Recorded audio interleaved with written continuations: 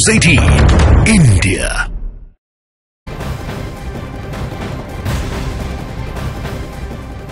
बड़ी खबर, UP police भर्ती के लिए हुई परीक्षा में पेपर लीक के आरोपों पर योगी सरकार एक्शन मोड में है। पुलिस भर्ती बोर्ड ने एडीजी अशोक कुमार सिंह की अध्यक्षता में जांच समिति बनाई है और जांच के बाद मामले पर फैसला होगा। 17 और 18 फरवरी को यूपी पुलिस में सिपाही के पद की भर्ती के लिए परीक्षा हुई थी, मगर परीक्षा होने के बाद सोशल मीडिया पर आरोप लगने लगे कि पेपर परीक्षा शुरू होने से पहले ही लीक हो चुकी थी। इस वजह से उत्तर प्रदेश में जगह जगह अभ्यर्थियों ने विरोध किया, वो परीक्षा दोबारा करवाने की मांग कर रहे हैं और अब इस मामले में एक्शन हुआ है। यूपी पुलिस सिपाही भर्ती परीक्षा मामले में एक समिति बनाई गई है, जांच के लिए ये कमेटी बनाई गई है और ये जब रिपोर्ट सौंपेगी, क्योंकि भर्ती बोर्ड की तरफ से कहा गया है कि उनको शिकायतें मिली हैं, पेपर लीक होने की शिकायतें मिली, कई लोगों से मिली और ऐसे में जब जांच होगी उसके बाद ही तस्वीर साफ हो पाएगी। अभी हम लोगों ने एक व्यक्ति की थी, उसके क्रम में एप्लीकेशंस आए हैं मेल से, तो उसकी काउंटिंग, सॉर्टिंग और फिर उसका पूरा परीक्षण किया जा रहा है।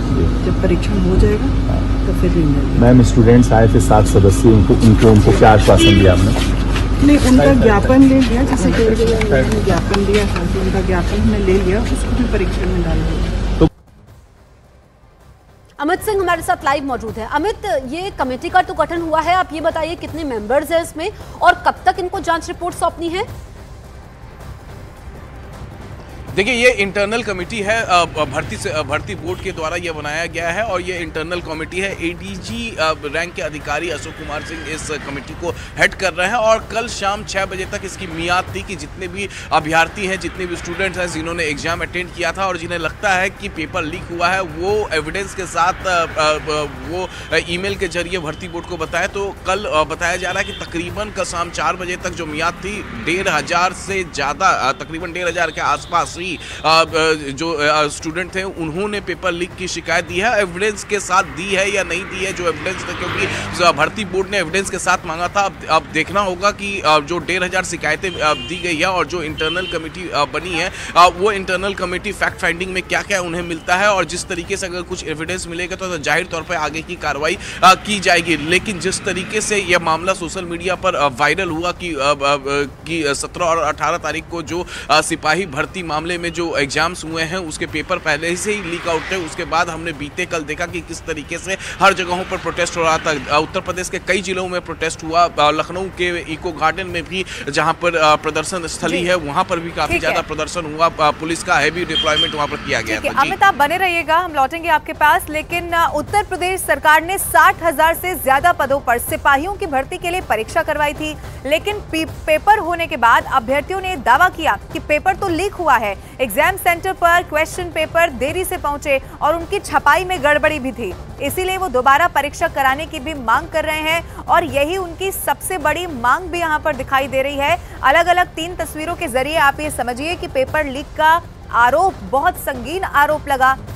अभ्यर्थियों का प्रदर्शन यहां पर देखने को मिला और बहुत गुस्से में वो दिखाई दिए, लेकिन उनकी तरफ से यही मांग की गई कि इसकी जांच होनी चाहिए और फिर से पेपर कराए जाने चाहिए। और फिर तीसरी तस्वीर आप देख लीजिए, अब जांच के लिए समिति बन गई है जो हर एंगल से, क्योंकि कई सारे ऐसे एविडेंस हैं जो पाए गए हैं। अमित हमारे साथ लगातार बने हुए हैं। अमित, एक तरफ जांच तो होनी ही है, एविडेंस जो मिले हैं उनको भी खंगाला जाएगा, लेकिन एक बड़ी मांग ये भी है कि दोबारा परीक्षा करवाई जाए। इसको लेकर आपके पास कोई जानकारी है कि अगर फैक्ट फाइंडिंग आगे यहां पर बढ़ जाता है ये पूरा मामला, तो फिर ये कब तक हो सकता है दोबारा परीक्षा?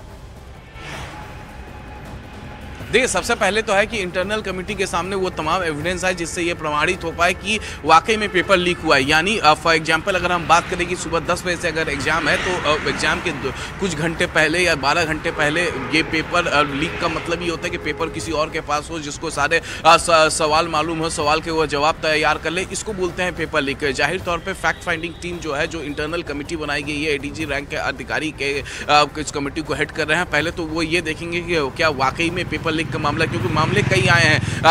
एक अभ्यर्थी जो था वो सीधे सीधे ये आरोप लगा रहा था कि उसके एडमिट कार्ड पे सनी लियोनी का फोटोग्राफ था। तो भर्ती बोर्ड का ये भी कहना था कि जिन लोगों को पहले से ही ये भर्ती बोर्ड ने कहा था कि इस तरीके का अगर एडमिट कार्ड किसी का गलत फोटोग्राफ अगर उसके ऊपर आ जाता है तो वह अपना हार्ड कॉपी फोटोग्राफ का लेकर आए, उसको वहाँ पर चेक करके उसको लगा दिया जाएगा। तो इस तरीके से माइनर मिस्टेक्स जो हैं वो हर एक एग्जाम्स में हम देखते हैं जब सरकारी एग्जाम इस तरीके से होते हैं। तो फिलहाल तो कमेटी को ये देखना है कि वाकई में क्या पेपर लीक हुआ है, क्योंकि जिस तरीके से प्लान तरीके से हम देखें तो बीते कल जिस तरीके से प्रदर्शन हुए हैं, उत्तर प्रदेश के कई जिलों में प्रदर्शन हुए हैं, इको गार्डन में लखनऊ के प्रदर्शन हुए, तो जाहिर तौर पे और समाजवादी पार्टी के नेता हो, चाहे इंडी गठबंधन के नेता हो, कांग्रेस के नेता हो, वो लगातार पेपर लीक की बातें कर रहे हैं। तो वहीं सरकार की तरफ से इस पूरे मामले में कुछ नहीं कहा जा रहा है, लेकिन हाँ, सरकार एक बात जरूर कह रही है कि पेपर लीक अभी तक तो ऐसी बात निकलकर सामने नहीं आई है, लेकिन हाँ, जो कमेटी बनाई गई है इंटरनल कमेटी, अगर उनके सामने जरूर ये आती है पेपर लीक का मामला, तो आगे का प्रोसीजर हम इसको फॉलो करेंगे, जो कि स्टूडेंट्स के हक में होगा। जांच के बाद ही तस्वीर साफ हो पाएगी, क्योंकि इसको लेकर के सियासत एक तरफ, लेकिन एक्शन जरूर भर्ती बोर्ड की तरफ से देखने को मिला है। शुक्रिया अमित आपका।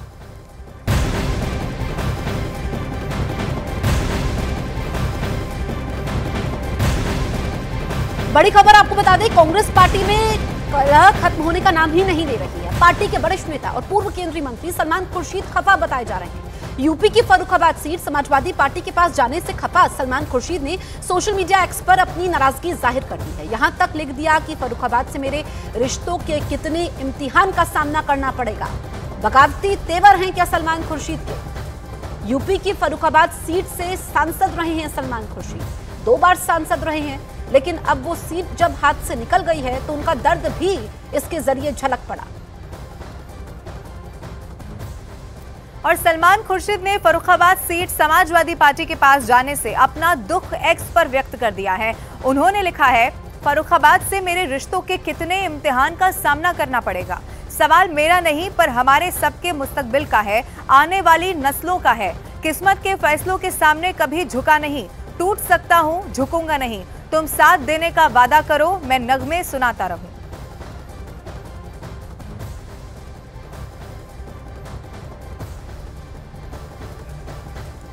सलमान खुर्शीद की गिनती कांग्रेस के टॉप लीडर्स में होती है, लेकिन जब उन्होंने बगावती तेवर दिखा दिए हैं, अब उनके बगावती तेवर क्यों हैं, आखिरकार पूरा मामला क्या है, वो खफा क्यों हो गए, ये हम आपको बताते हैं। यूपी की फर्रुखाबाद सीट इसी को लेकर के बवाल है। सलमान खुर्शीद खफा हो गए हैं और वो नगमे सुनाने की बात कर रहे हैं। अब देखिए, दर्द भी छलका है, साथ ही बगावती तेवर भी है। गठबंधन के तहत दरअसल एसपी के खाते में गई है फर्रुखाबाद की सीट, और इसी को लेकर के आपत्ति है। एसपी से नवल किशोर शाक्य उम्मीदवार बनाए गए हैं, इसी वजह से सलमान खुर्शीद खफा हो गए हैं। फर्रुखाबाद सीट से सांसद रह चुके हैं सलमान खुर्शीद। हालांकि 2014 और 19 में वो हारे थे इस सीट से, लेकिन 1991 और 2009 में वो फर्रुखाबाद से सांसद रह चुके हैं और 14-19 में बुरी तरीके से हार गए थे। इसी वजह से इस बार फैसला लिया गया कि समाजवादी पार्टी के खाते में यह सीट गई है, लेकिन सलमान खुर्शीद का दर्द भी है, बगावती तेवर भी हैं।